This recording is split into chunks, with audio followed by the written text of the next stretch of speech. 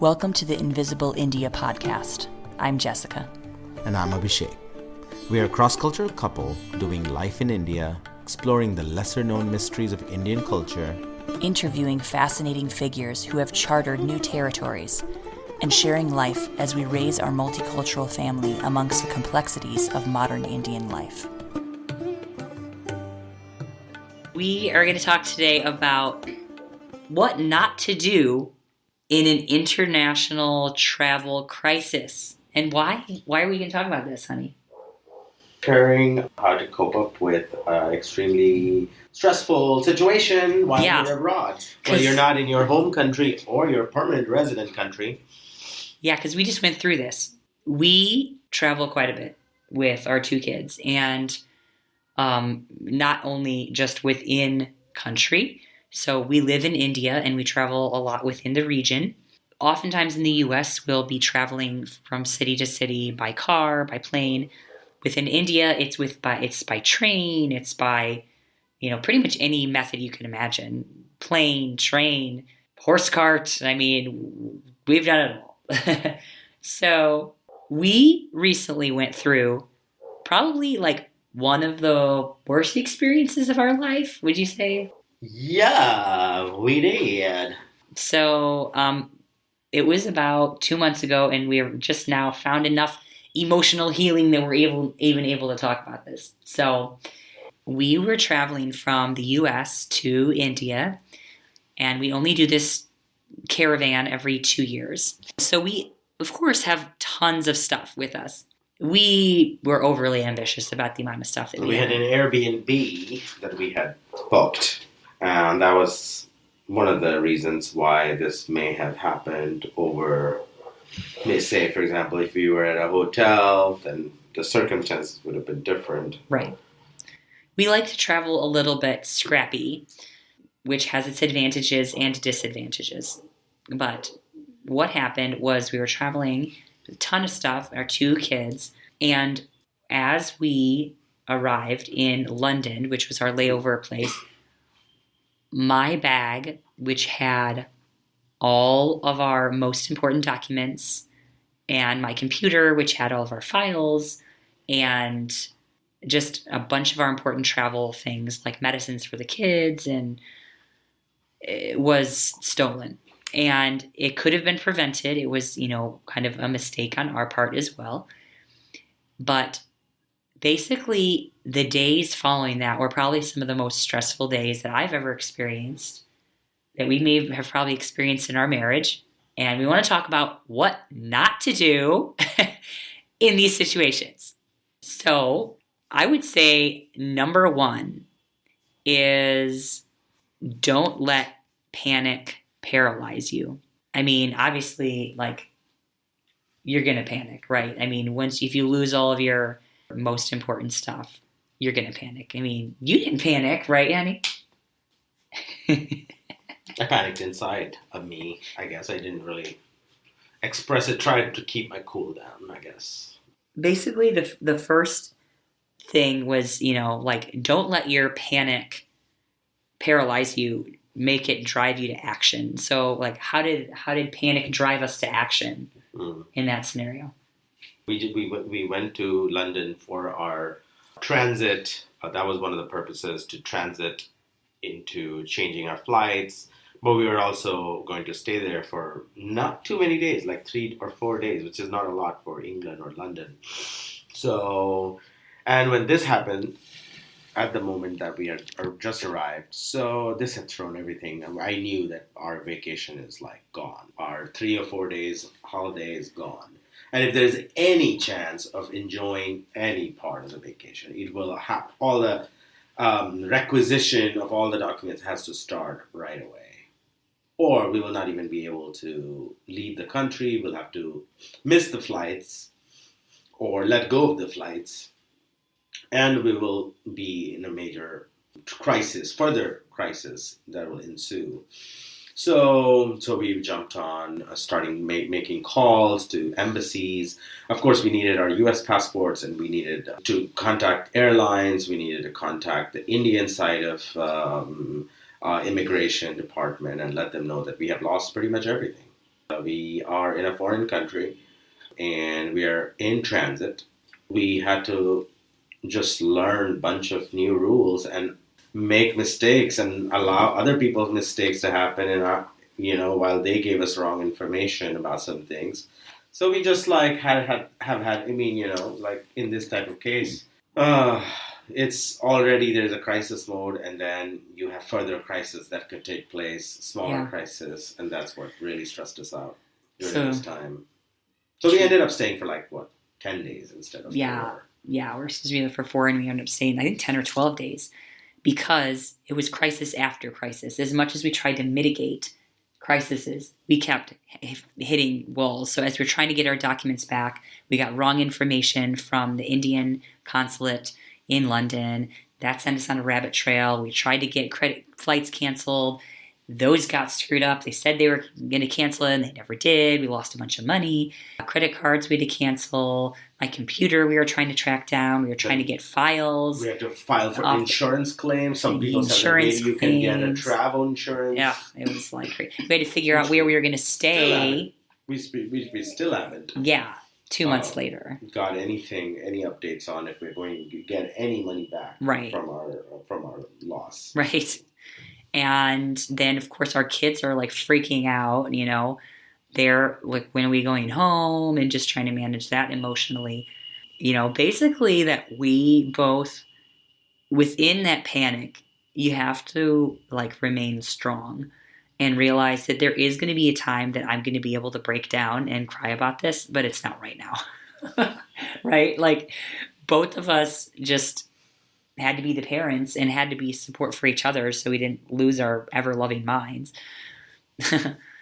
I would say that, for us, we had to like buy local SIM cards. We had to go to the credit card companies. We had to make a police report. We had to go to the U.S. Embassy. We had to try to track down stolen phone, computer, contact close friends, let them know. Indian Embassy, extend Airbnb stays, get groceries because we were like and then stuck. we ended up calling India because no one was really willing to, we were not really getting an avenue to get back into India. Right.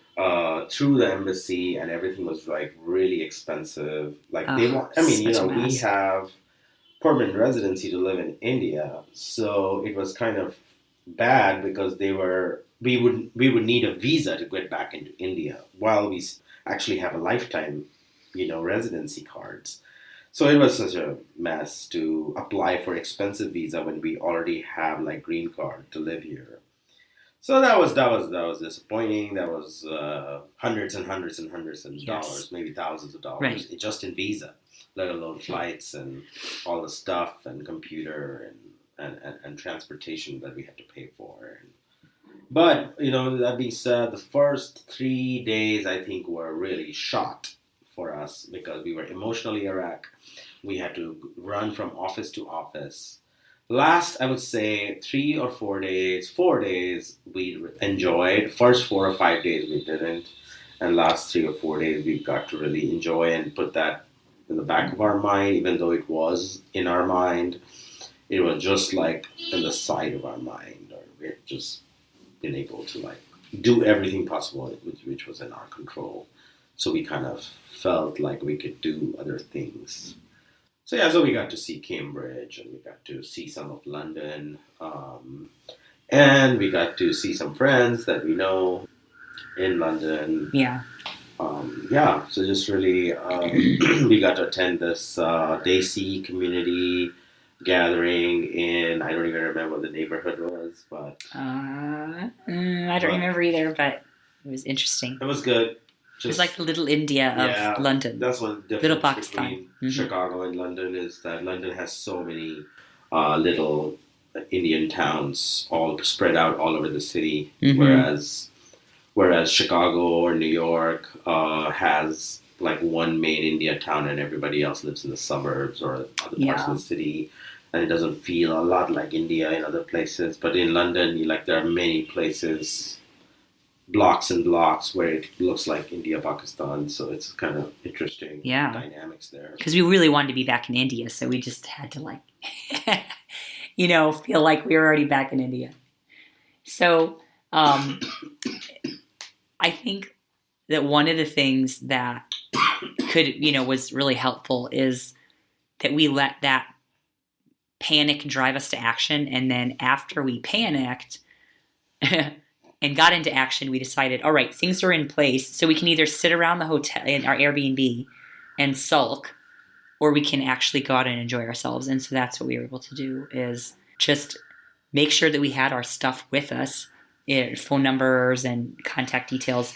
And, as we're waiting in the line for like museums and things, Abhishek's on the phone with airline or whatever, we got our kids in the stroller and we're walking around and just trying to enjoy. It is very chaotic to do it that way, but it's like, if you want to manage a crisis like this easily, there's no easy way to do it. And you can either make yourself miserable the whole time by sitting in the hotel and hating every moment, and your kids are going to hate the experience, or you can say, all right, well, I'm going to go out and try to enjoy myself. And, I might have to make some phone calls while I'm waiting in line, or, okay, you take the kids and play, and I'm going to try to take this phone call or write an email or whatever it may be. So I would say another tip of like what not to do is don't carry cash, which fortunately we didn't really do anyway. But I mean, the era of cash is kind of dead anyway. There's really no reason to carry more than like $200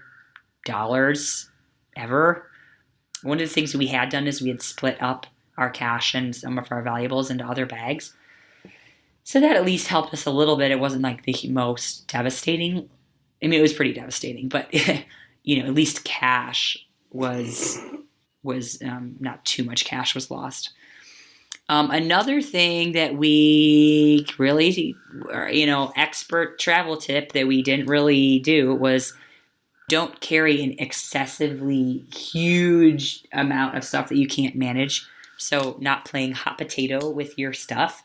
And unfortunately, we kind of did that. It was like, are you managing this? And what kid are you carrying? What kid am I carrying? And in exhaustion, we just kind of like lost track of who was carrying what. There was just a lot of elements at play of like, where are we staying and how are we getting our stuff up, and our kids are freaking out and crying and asleep. And so I think that was one thing that was difficult. So don't play hot potato with your bags is like a number 3 tip, I would say, like things not to do. Always know who's taking what bag and don't deviate from that ever. And then one other thing that I would say is don't blame your travel buddy. Try to keep blame and negativity out of the scenario, because I think we would have hated every second in London if we would have been fighting with each other or blaming each other. What do you think? Like, how did you not place blame, or like, because the natural tendency is to place blame, right, on somebody or something. So how did you kind of place blame or like figure it out in your own way of how can I emotionally deal with this without blaming Jessica? It was just because we were both exhausted when we lost our bags. It was a chaotic situation with our Airbnb host and our taxi driver trying to help us, trying to be like helpful, but also this is the first time we were meeting the host, and who's trying to leave for the office, who was just there to let us in. Then he needed to show us their entire apartment, so we took a bunch of stuff upstairs, and he started showing us the apartment. Literally, the elevator to the first floor that the house was in was a space of 2-person. Like only 2 or 3 people can get in that elevator. So we thought that we brought everything upstairs, even though we went downstairs like 2 or 3 times. It made it feel like we had gotten everything, but we had not. Our stroller was downstairs. For some reason, I still don't know how that happened, but our main, the most important bag was also left downstairs, and we don't remember if it was left just right down near the elevator, or was it left even outside the apartment gate, right at the the porch of the apartment complex. So if that was the case, then of course we in India we say that you just like, it's partly your fault too, So yeah, so we made some mistake with that, even though we didn't ask anyone to come and steal it. But that's what ended up happening, and most likely it was some sort of a drug addict person who just got what they needed and quickly threw the bag away because they're just looking for a fix or looking for some quick money. So yeah, it's kind of sad. So just like the chaos of the situation helped you from not feeling like, oh, it's your fault, or I'm going to blame myself, or I'm going to blame you, or I'm going to blame the host or whatever. It just the fact that all of the elements together kind of helped you not to be upset with yourself too much. Yeah. The happy ending is that through a connection in India, we were able to get back into India without having to go back to the US and reapply for all of our documents. We were able to get some documentation in order. There was a lot more details that we're not sharing because I think it would take an hour to record all the insane details of what happened once we got back to India, what happened when we tried to apply for visas with incorrect information. And there was just chaos above chaos above chaos that happened to us. And it seemed like it was never going to end. So, but in this process, we were able somehow to not totally lose it and not lose it with each other and get back. Basically, upon arrival, we just, continued to be in task mode of trying to get our documents back. And now we're at that point where it's time to heal and rest. And I would say that would be my last parting wisdom of what not to do is don't just jump back into normal life, like a crazy work schedule or having a lot of expectations on yourself, because the trauma that you go through when you go through something like this is not to be just brushed aside. And I think that you really should give yourself some time to recover as an individual, as a couple, and as a family. And I mean, even our kids are still recovering from this traumatic experience of where are we? Are we stuck? And when are we going to get home? So just knowing that, being kind to yourself and realizing that this is a big thing that you've been through and you need to be gentle with yourself and with each other.